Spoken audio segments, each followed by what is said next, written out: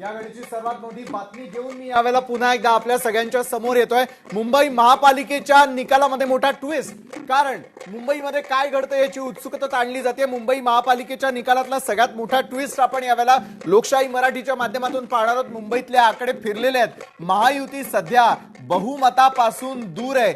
महायुतीने यापूर्वी जल्लोष त्या ठिकाणी साजरा केलेला होता। आकडेवारीमध्ये कुठेतरी पिछेहाट होताना दिसते। आकडे फिरले तर मात्र काँग्रेस त्या ठिकाणी मुंबईतला किंग मेकर ठरवण्याच्या भूमिकेमध्ये दिसू शकतो।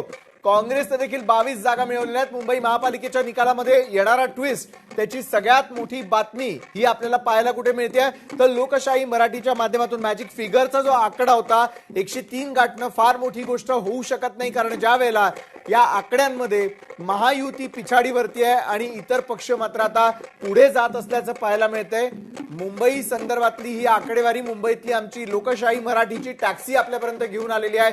काँग्रेस 23 जागांवरती, शिवसेना उद्धव बाळासाहेब ठाकरेंची 66, याचं जर आपण गणित मांडायला गेलो आणि त्याबरोबर मनसेनं साथ दिली तर 7 जण आणि इतर 10, अशा प्रकारे एक वेगळी परिस्थिती मुंबईमध्ये होऊ शकते। भाजपा 98, 26 जागांवरती, शिवसेना शिंदेची त्या ठिकाणी असल्याचं पाहायला मिळतंय आणि हे गणित समजून घेणं अत्यंत आवश्यक आहे, कारण 227 जागांसाठी मुंबईमधली ही महाचुरस सुरू होती आणि या महाचुरशीमध्ये महायुतीनं जरी सरशी केलेली असली तरी देखील मुंबईमध्ये यू टर्न येऊ शकतो आणि ठाकरेंचं जे स्वप्न होतं ते पूर्ण करण्यासाठी जर का काँग्रेसनं त्यांना व्यवस्थितरित्या साथ दिली तर मात्र काँग्रेस त्या ठिकाणी गेम चेंजर मुंबईमध्ये निश्चित ठरू शकतो। अगदी विशाल, तुम्ही जसा उल्लेख केला तसा आता ठाकरे बंधूंवर वेळ अशी आलेली आहे की आपला जुना मित्र आपल्या कामी येतोय का?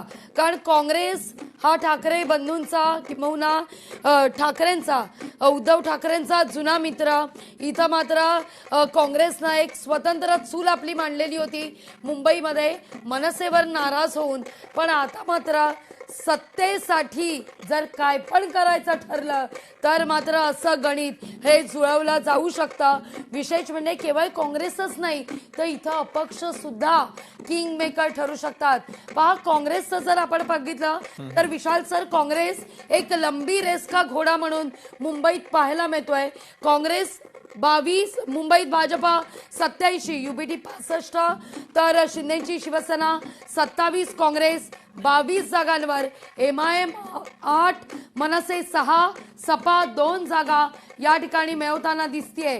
त्यामुळे एमआयएम ची भूमिका सुद्धा तितकीच महत्वाची आहे ही सगळी गणितं जुळवत असताना। खरोखर आणि खरं तर राजकारण म्हटलं की